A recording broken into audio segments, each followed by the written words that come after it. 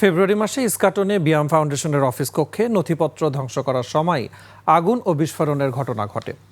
নথিপত্র ধ্বংস করতে পেট্রোল ঢেলে আগুন দেওয়া হয়। ওই ঘটনায় 2 জন নিহত হন। 2.5 মাস তদন্ত করে এই ঘটনার রহস্য উদ্ঘাটন করেছে police bureau of investigation PBI। এই তদন্তে আর্টিফিশিয়াল ইন্টেলিজেন্স AI ব্যবহার করা হয়। সোহেল সামির রিপোর্ট।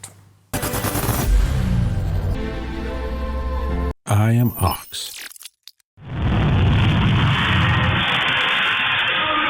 গত 27 ফেব্রুয়ারি রাত 2:30টার দিকে বিয়াম ফাউন্ডেশনের 5ম তলার একটি অফিস কক্ষে বিস্ফোরণের ঘটনা ঘটে। এতে ঘটনাস্থলে মারা যান মালেক ও ফারুক নামের 2 ব্যক্তি। ঘটনাটিকে এসি বিস্ফোরণ বলে ধামাচাপা দেওয়ার চেষ্টা করা হয় তখন। সোমবার সকালে কল্যাণপুরে PBI কার্যালয়ে সংবাদ সম্মেলনে প্রকৃত ঘটনা তুলে ধরে তদন্ত সংস্থাটি। শুক্রবার ঢাকা ও কুড়িগ্রামে অভিযান চালিয়ে ঘটনার সঙ্গে জড়িত বিয়ামের প্রশাসনিক কর্মকর্তা SM জাহিদুল ইসলাম ও তার ভাড়াটে সহযোগী আশরাফুল ইসলামকে গ্রেফতার করে তারা। যদি এসি বিস্ফোরণ হতো তাহলে এসির ইনডোর যেখানে ফিক্স করা ছিল সেটি ক্ষতিগ্রস্ত হতো। যেহেতু ক্ষতিগ্রস্ত হয়নি সেহেতু আমরা ধরে নিচ্ছি যে এসিটা বিস্ফোরণ হয়নি।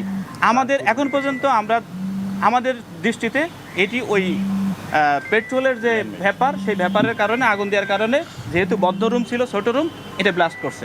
পুলিশ সুপার বলেন, পরিকল্পনা মতো গত 27 ফেব্রুয়ারি রাত 2:30টার দিকে আশরাফুল ওই ভবনে ঢুকে প্রথমে 5ম তলার সিসি ক্যামেরা বন্ধ করে দেন।